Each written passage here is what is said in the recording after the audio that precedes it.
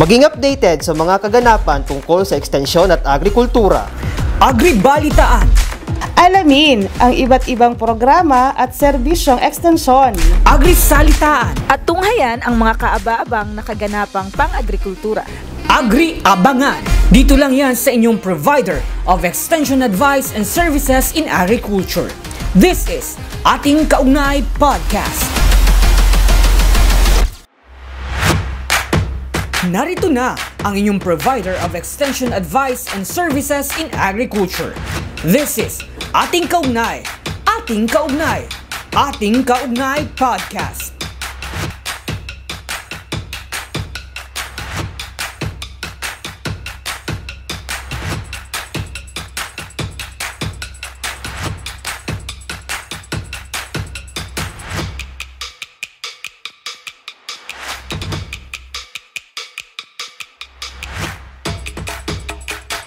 Magandang araw at welcome po sa ating Kaugnay Podcast. Dahil sa taglay nilang mga katangian, kabataan ang may kakayahang isakatuparan ang maunlad at masaganang organikong pagsasaka sa bansa. Kaya naman, noong taong 2023, sinimulan ang Youth Internship Program on Organic Agriculture or YEPOA ng National Organic Agriculture Program. Katuwang ang Department of Agriculture at Agricultural Training Institute. Ang programang ito ay naglalayong bigyang kaalaman at kasanayan ang mga kabataan upang makapagsimula at mamahala ng matagumpay sa larangan ng organikong pagsasaka. Nagagalak ang ATI Bicol na bigyang pugay ang unang batch ng YEPOA na magtatapos sa Bicol Region. Si Blandino Alvarez, o kilala bilang Don, ay isa sa mga YEPOA batch 1 na magtatapos ng kanilang 2 taong internship. At alamin natin ang saloobin ni Don ngayong abot kamay na niyang ang kanyang sertipiko ng pagtatapos sa YEPOA. Magandang araw, Don. Sir, good morning. So, magpakilala ka muna. Good morning everyone. Good morning, sir. Ako pala si Blandino P. Alvarez, isang youth internship program on organic agriculture. Ilang ano ka na, Don? Kumbaga, ilang taon ka na engage dito sa ating programang ito? Is 2 taon, sir. But nung 2019 is nagsisimula na ako talaga ng sa natural farming. Okay. But ko na siya, improve to organic agriculture naman. Para matipid na kumbaga. Then mas siya sa health ng mga tao naman. Bago yung iyong journey sa YEPOA, ano muna yung background mo? Nag-ano muna ako ng BS in criminology, but nang nag-pandemic is nag-stop ako, ng trabaho. Then yung naging trabaho mo nung nag-stop ka? Nag-construction ako, nag-extra kahit yung naggumagawa ng incubator, ng mga kahit anong diskarte, sir, na kumbaga para magka-income naman habang nagapalipas ng makabalik ng pag-aaral naman. Then yung nakita ko kasi is yung internship program sa Facebook. Habang paano mo siya na discover yung program na yon, yung YEPOA. At siyempre, di ba sabi mo ikaw ay nagtatrabaho, minsan ay kung saan-saan lang. Pero paano mo nalaman yung program na yon, specifically yung YEPOA yon?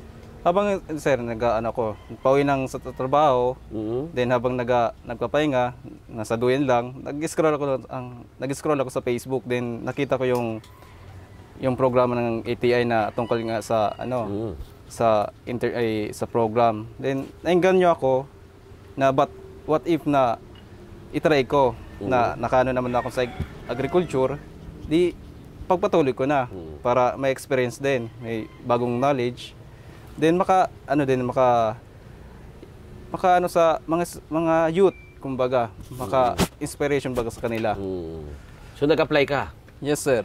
Sa madaling salita, nag-apply ka doon sa sa programa. Sa program, yes, sir. Through ano pala na? Through online lang. Internet pala. Oo. So, paano ka na-select? Tinawagan ka ba after ng tinawagan po ako message mo yung nag-message po ako din nang naghihintay. Tumawag si Ma'am Justin ang ang coordinator ng sa organic agriculture. Doon na ako natanggap na sumama sa program. Doon na po ako napili. Okay. So, doon mo nalaman lahat, Opo, pinatawag ka, Tinatawag na. tapos parang nag-orientation Orientation. na. So, lahat-lahat ay nailatag na sa iyo. Nailatag na lahat. And then nag-decide ka na gusto mo talaga. Yun na. Okay. So, saan ka ba naging farm intern? Sa dalawa pa ako na intern po sa Okbian Nature Farm po. Ang 5 months po ako doon. Then sa Elmero D. Shane po, Integrated Farm, 3 buwan din doon. Then sa sa training po sa organic agriculture, naturo po nila lahat. Kaya ina-apply ko na din sa sarili ko, then sa farm para in case na kung kailangan ko, ma-apply ko na kaagad sa mga for example, vermicomposting, sa poultry, sa fishery, na-apply ko na po siya doon sa farm ko naman. Yung sinasabi mo na nag-intern ka na, no? Opo. So ilang ba 'yon? Ilang buwan ka ba doon sa Okbian Farm at ilang buwan ka doon sa Okbian po Elmero de Shea? is 5 months po, nasa March pa yun. Stay in Po yun. Oh. Pwede naman was po ng Sunday, then balik ng Monday naman to. So Monday to para Saturday yun. Saturday naman. Okay. Para may pahinga naman. Tapos yung dun sa Elmero, ganun din po. 3 months din ako doon. 3 months. Opo. Okay. So dun sa pinag-stayan mong yun, ano yung mga learnings mo doon at na pwede mong sabihin na yun yung natutunan mo sa kanila? Specifically, dun sa or yung mga bagay-bagay na natutunan mo sa pagiging YEPOA. Sa sa paggawa ng business proposal, nagturo din sila. Then sa paggawa ng mga organic fertilizer, naituro din po nila yun. Then sa marketing is po nila sa amin yun, na ituro kung paano mag-handle ng farm, kung paano ito papatakbuhin, kung sa market naman. Ganun po ang na-adapt namin sa kanila sa mga farm partners. So, di ba itong internship mo ay kumbaga 2 taon? 2 taon po. So 5 buwan ka doon sa Okbian Farm at 3 doon sa Elmero de Shea. 4 yata po. Or 4 din. po. Parang 4 na buwan din. So almost siguro 9 months and sa isang taon pwedeng sabihin natin ganun yung ginawa mo. Yung remaining na 1 year doon sa program, ano ba yung yung ginawa mo? Then doon po sa is yung business proposal ko po is all about Don's Integrated Farm, but naka-focus po siya sa free-range chicken, asola, then vermicomposting. But ngayon, tig-broad ko po siya. Nandun na po ang kakao, nyog, at mga vegetable po. Then may hito na rin po doon para lahat na nandoon na. Kumbaga, free na po ang pagkain na kukunin namin doon. Mas masustansya pa. So yun ibig sabihin, yung internship mo doon sa mga farm na yon, yun yung nagdala sa iyo para maisakatuparan mo yung business proposal. Yes po. Na ginawa mo during that time. Opo.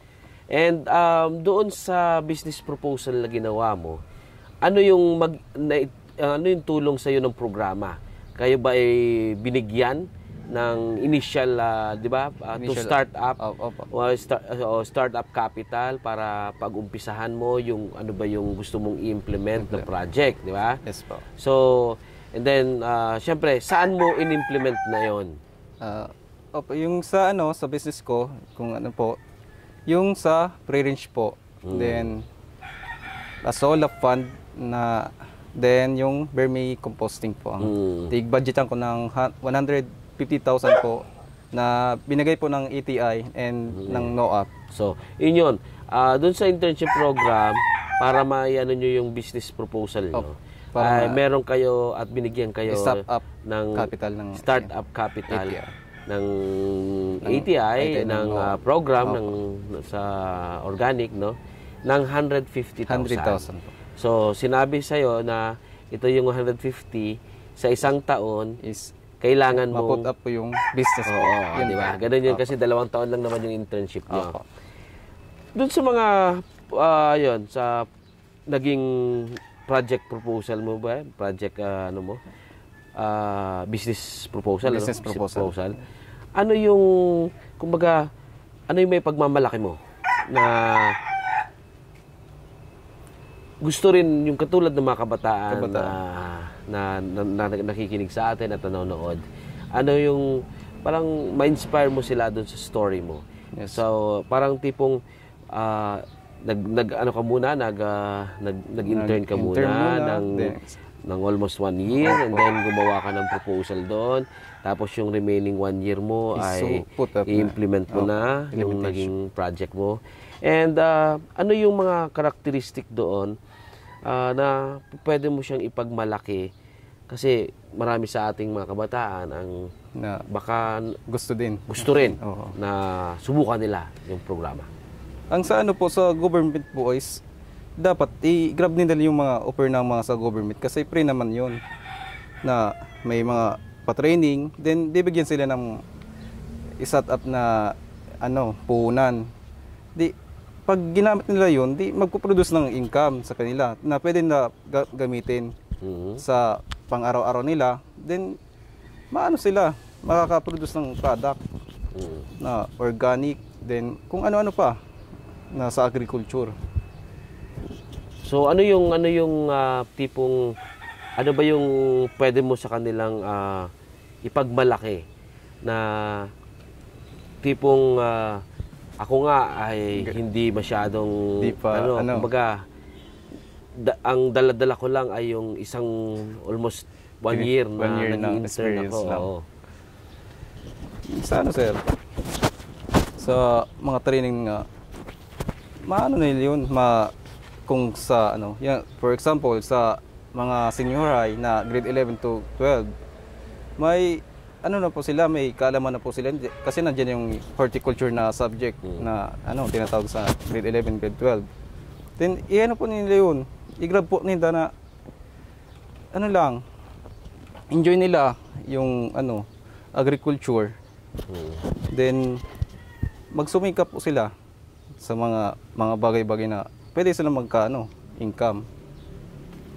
Ganun po ang mindset ko kapag kahit anong trabaho is magpo-produce ng income income. Yung mga proyekto mo na sinabi, 'di ba, na mga ginawa mo.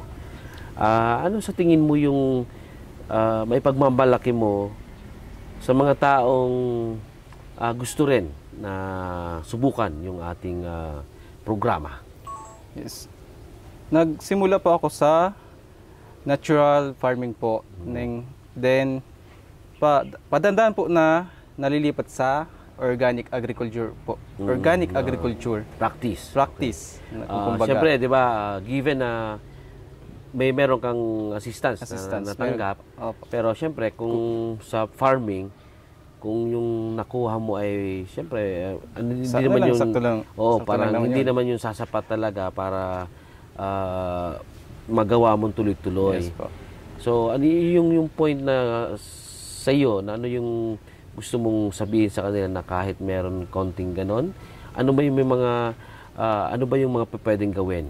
Yes po, sa ano po, sa pre-range chicken po, nagtani po ako ng Madrid de Agua, also known as Tricaniptera. Then yung mga ano po, pag mainit po, pinapalabas ko po siya sa madamo po para makakain ng mga natural na ano niya, kinakailangan sa katawan niya po. Then mas nakakatipid po siya. Then healthy pag kinakain ng tao. Yan po. Mas nakakatipid po, in short. So ibig sabihin ang gusto mong ipabatid sa ating mga tagapakinig, especially yung ating mga kabataan na gustong ma-engage doon sa ating programa, no? And sabi mo nga, umpisahan natin sa isang natural, maliit na pamamaraan, yes, by doing it yung sa yung farm as natural farming, no? And by that kasi nababawasan yung gastusin mo. Gastusin sa farm. Okay. So meron na ba ano ba doon yung masasabi mo na tipong dahil doon sa ginawa mong yon ay meron ba namang pagbabago personally sa iyong buhay nung nagsimula ka or simulan mo na ikaw ay maging YIPOA intern? Doon po sa sa farm, engage ko po ang youth para makatulong sa kanila. Then yung teacher ko po is si Sir Jimwell, kaibigan ko po siya. Then introduce ko po ang farm ko para kung wala silang pagka-trainingan or magka-experience po, ko po ang mga student po ng Pilar High para makatulong naman sa kanila. Then dagdag kaalaman na din. Yun yung na-share mo na. Na-share ko na sa kanila. Sa komunidad, kumbaga. Okay. Sa mga kabataan. Personally, yung munang sa tingin mo na sa buhay mo muna. Okay. Na ano ba yung naitulong nung pagiging intern mo? Yes po. Meron bang pagbabago sa iyong buhay? At least ngayon ay medyo nakakatulong ka na ba? Pag may mga produkto ka na nabibenta or ganito?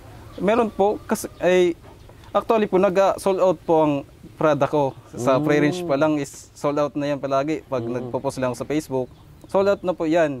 Then sa mga itlog. Then sa asola po is ko siya, income talaga siya. But ngayon, yung nagka-El Nino, nawala po yon. But ibabalik ko naman yon pag na. So financially is meron talagang income. Meron na. Meron talaga. Kumbaga kasi kailangan dun sa business proposal mo yung mag-income ROI, talaga. Diba? Oo. Return of investment. Oo, investment. So personally, meron ka ng income. Ano yung sa personal mong ay parang tipong ano ba yung nararamdaman mo na kahit ako yung nagpa-farm lang, pero kumikita. Kumikita po ako sa sa farming. Yung masaya ka ba na ikaw ay nakakatulong na sa iyong pamilya for... Yes po, kasi pag wala kaming for example, wala kaming ulam ngayon. Pupunta lang yun dun sa kabila, sa farm, then kukuha ng mailuluto. Free na po yun din, healthy pa. Sa amin na So hindi ka lang nakakapagbenta. Nakakapag pati sa personal mong sa pamilya mo ay at least kayo yung fresh pa yun. Inaano mo doon, yung tinatanim mo, yung mga produkto mo doon, kayo mismo. Kayo mismo yung parang kumakain. So parang nagpapalakas yun na later on. Fresh pa yun, sir. Pag nagbenta ka, nandun yung parang credibility, no? Fresh yung product mo. So, kanina nasabi mo na rin yung naitulong sa yung personal na buhay. At ngayon, siyempre, ang tanong naman dyan is, paano mo na rin ngayon siya na si-share sa iyong komunidad? At nasabi mo kanina, Sa- ngayon ay anong engagement mo sa mga youth? Sa youth Oo. po. Specifically saan? Saan yung... Sa Pilahari po, yung mga student ng horticulture, grade 11 din grade 12. Doon po sila nagtutraining sa farm ko po. Tinatawag po siya na PNCHS Demo Farm na ngayon. So parang meron ka ng ano talaga sila? Connection. Connection na talaga Yung sa kanila. Yung school, mga no? Oo. Oo, parang kumbaga Another- linkage. oo. May linkage ka sa kanila, Sa kanila. na yung in kumbaga parang return naman sa iyo, di ba? Or return sa kanila. Parang ganoon yun, give and take. Give and take lang. So parang doon muna iano yung estudyante sa iyong sa iyong farm, and at the same time meron ba silang ano din, Yung may binibigay ba sa inyo, di ba? Parang oo, ganoon. parang ano din? Allowance, so Sir. Ano lang, free lang po sila. Wala akong kinukuhang yeah. pera sa kanila. Oo. Lang sila, mag-training hanggat sa gusto nila. Mag-asawa sila magtanim diyan. Mas nakukuha nila yung product na yung mga tanim. Then pwede niyang ibenta. Okay. So, ibig sabihin yung mga seeds. Sa yun. Sa kanila po. Yun yung pinoprovide nila. Oo. Okay. Kung bali, ang ano ito ay may Is- tulong din may sa tulong iyo. lang, oo. Sa iyo yung location. Sa kanila tapos, yung pananim yung naman. pananim nandoon. Sa kanila. So, parang sharing. Sharing lang. ang nangyayari. And that's a very good, di ba? Very good advocacy. Advocacy nila Especially, sa mga ikaw kabataan. din ay, di ba? Ikaw din ay nag-umpisa din Nag-umpisa as sa- 4-H. oo. 4-H'er ka na, di ba? Yes po, sa sa Pilahari din. Doon sa school doon na yun. din ako. Okay. So, aside from that doon, meron bang engagement ka rin sa, kasi school-based yun eh. Oo. Itong sa inyong, dito sa barangay nyo ba? Sa Sa barangay po, inuumpisan ko po na po siya ngayon. Ay yung, ngayon December, nagkanda po ako ng, ng training about grafting and marketing. Ay, Sino yung yung ano mga mo SK doon? kagawad po, mga kabataan. Okay. So, sa SK naman. SK naman yun. Okay. Para, So, kumbaga, ano yun? Kumbaga, ano yun eh? Halo-halo na yun. yung Yung mga out of school youth, and then yung mga in school, and then out of para school mga youth, sir, meron. dagdag na din sa pag sila, pwede nila yung ibenta pag nag-graft sila ng mangga or anong fruiting trees, pwede ibenta is source of income nila. So, ang engagement mo ngayon sa komunidad ay barangay at Ay, sa school. sa school. Opo. Okay. So, napakamaganda nung advocacy mo, di ba? Yes, sir. Bilang ngayon ay isa kang, kaya nga yung program mo is, di ba? Sa Youth Internship Program. Okay? Ng Organic Agriculture, kaya YIPOA, di ba? YIPOA. So, yun yung kumbaga, dun pa lang boundary na eh, no? Nung boundary ka na doon sa pinasok mo bilang po, sir. intern, ano? Internship. So, kumbaga, hindi naman hinihiling siguro na bayaran mo yung mga Free lang yun, ginastos sa'yo, di ba? Pero yung point na Is yung yung programa ay natutuwang malaman na yung mga engagement mo ay bababa mo din rin, sa kanila. i-share Oo. dun sa mga katulad mo rin. Kasi masama naman kung sarili mo naman yung mga knowledge mo. Yan yung magandang yung mga magandang May tulong ka din sa community. Mas maganda yun sa So, kalooban. dahil doon sa mga ganun doon. Yes po. Okay.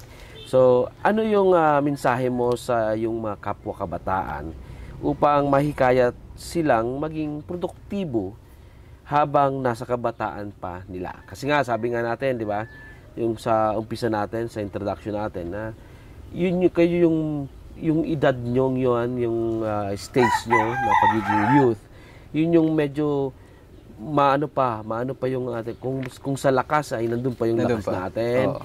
Kung yung sa experience, mayaman na mayaman pa sa experience yung mga kabataan. Hindi pa masyadong ganoon sa pagdating sa problema kasi nga nasa stage pa lang gano'n, di ba? So, ano yung paano mo sila hihikayatin, lalong-lalo na ang ating mga kabataan, and alam naman natin na ang ating agriculture sector Is ay pababa na. parang sabi nga Pawala niya, na. aging na. Oo, no? oo. Aging Wala na. na yung nag-ano. So, almost siguro Mga kabataan. 50 years old or around 54 ang average na nasa engagement na inaano natin sa yung nasa agriculture. So, medyo hindi na bumabata yung ating Pawala yung mga nag-engage. magsasaka. So, this is the time na bilang advocate ng aside from organic, di ba? Okay. Ikaw din ay isang kung kino-consider ka rin bilang youth ambassador pagdating sa agriculture, di ba? Pag sa mga lalo sa organic. Organic agriculture. Kasi marami din kabataan na nag-i-engage sa agriculture, pero hindi siya specific on organic. Eh yung katulad mo, youth na pero specific na engagement mo ay yung sa organic. Ano yung mensahe mo sa kanila doon? Doon po sa mga kabataan, is di naman yan sa pilitan, kumbaga. Is yung may mga gusto na gustong kumita, gustong mag-farming na gustong magkaroon ng makakain na libre lang, yun lang ang ko sa kanila na maging masipag lang sila. Masipag sa pagsasaka, then maging madiskarte. Diskarte, then be kind na lang. Kasi yung di naman sa pagtatanim. Example, di ka naman magtatanim na magbubunga ka agad. Tapos yung tipong dapat mapagpasensya. Oo, mapagpasensya na. Na marunong maghintay. Oo. Di naman kasi yun sa sa livestock. Di naman yung lalaki ka agad. 4 months din nang hintay niyan. Or almost na 6 months. Maging pasensya po sila sa kasi di naman kasi yan madalian. Lalo tama yung sinasabi mong yun na yung ating mga kabataan ngayon ay medyo di ba? Iba-iba na eh. Hindi na masyadong yung puro na sa yung computer. yung kanilang pasensya na maghintay sa panahon ay medyo paiksi na ng paiksi. So ang inaano mo is habaan natin yung pasensya nila. Kasi nga dependent tayo doon sa ating tanim. Doon sa hayop. Kasi nag-undergo rin yun ng growing din. Growth, di ba?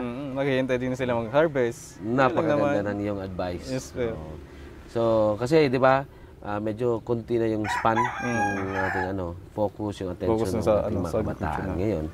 So, aside from that Don, meron pa ba? Sir, sa Facebook. Yeah, sige. Sa Facebook po, pwede po akong i-message or personal po, kung gusto niyo po ng training about sa agriculture or organic, free lang po. Just PM na lang, private message na lang. Or yung iba natin na nanonood, na gustong makausap si Don ng personal, di ba? Yes, sir. Free So, lang. message nyo lang po si Don doon sa kanyang FB page and siya'y sasagot. Okay? So, alam naman natin na si Don ay youth pa rin. And alam naman natin ang mga youth natin ngayon ay talagang engaged sila sa mga social media. Yes. No? So, yun parang sinasabi nito na Katutok sa social media na. Ito ay gabitin natin. For good reason. Nandiyan na yung social media. So, Good gamitin na information. natin para magpalitan mga impormasyon, ng mga kaalaman, lalong-lalo na pagdating sa organic agriculture. Okay? So maraming salamat doon. And hangad ng Department of Agriculture at Agricultural Training Institute ang patuloy mong pakikilahok sa agrikultura. So dahil ang kabataang tulad mo ay tunay na pag-asa ng ating buong bansa. Muli po, maraming salamat po sa pagtantabay. At ito po ang inyong usap si Don Alvarez. At ako naman po ay si Kuya Mike. And of course, beyond this, itong sa technical side natin, at dito si Kuya Marjan. And syempre sa buong staff ng ATI Bicol. And sa aming Center Director, Ma'am Elsa. And sa aming Section Chief, Ma'am Primano. And sa lahat ng tumangkilik at nanood nitong ating Kaugnay Podcast. Maraming salamat at magandang araw. At yan ang ating Kaugnay Podcast, hatid sa inyo ng Department of Agriculture's Agricultural Training Institute Regional Training Center 5. Ito ang ating Kaugnay Podcast.